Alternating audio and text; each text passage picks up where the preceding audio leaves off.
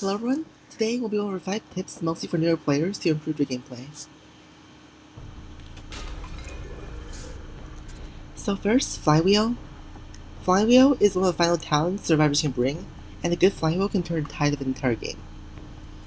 So hunters need to know when survivors flywheel so they can bait it out. When you first chase a survivor, if you notice them get a random speed boost, they have a trait called Weaver's Law, which is a trait you get for free with Flywheel. If you don't see a speed boost, it means they don't have Flywheel, so you can just ignore that. Flywheel's initial cooldown is 50 seconds, and 135 seconds each use after. Blink initial cooldown is 60 seconds, so if you bring Blink, survivors get Flywheel when your Blink has 10 seconds of cooldown left. So you can see here, your Blink has 10 seconds left cooldown, so survivors have Flywheel. So 2, Hunter Statistics. So here, Smiley's all these statistics you can see. The most important ones to note are attack speed, attack range, tower breaking speed, and sometimes window vaulting speed. So fun fact, Smiley is the fastest attack speed in the game, and Mad Eyes is the fastest tower breaking speed in the game. So as you play, you will intuitively memorize whether a hunter's attack speed is fast or slow, and all these other statistics, etc.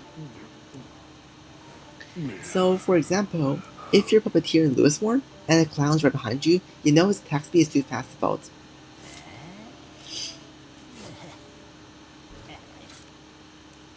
Three, Veteran Speed Boost. So the original 5 survivors, Doctor, Lawyer, Gardener, Thief, and Lucky Guy, all have a passive called Veteran Speed Boost. Usually, when you hit a survivor, you get a short speed boost. So for example, Mai Zai, I hit her here, and she gets a speed boost. Lasts for a bit. But, when I hit the Doctor here, she gets a longer speed boost. It's quite long. See, it's still going here, and I have to hit her, it's a bot, but... And this gives the veterans, it gives an extra 2 seconds speed boost after you get hit. If you're a slower hunter and not bringing warp, you might want to avoid chasing veteran survivors at your own discretion because knee-jerk and veterans is a lot of speed. So 4, breakable church walls. There are 2 sets of walls on the map on Red Church that can be broken by attacking or pushing.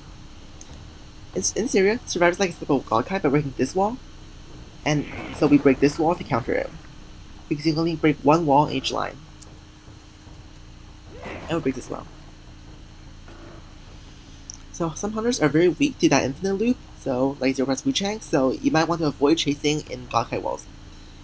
If a server gets hit by a broken wall to take damage, if a hunter gets hit, they get stunned. For example, you can also hit Great Keeper on Shovel here, for example. You do not have attack recovery when you hit someone with a wall. Only works if the server is right next to a wall though. And finally, basement. So basements spawn randomly each building in one of 2 possible locations every time. Basement camping is a roll around drop-down hits. If you fall while hitting, there's no attack recovery, which is very OP. If a survivor tries to run downstairs, you can drop down hit from the ledge, so timing depends on your hunter's attack speed. And here's also a little cool blink to drop down hit.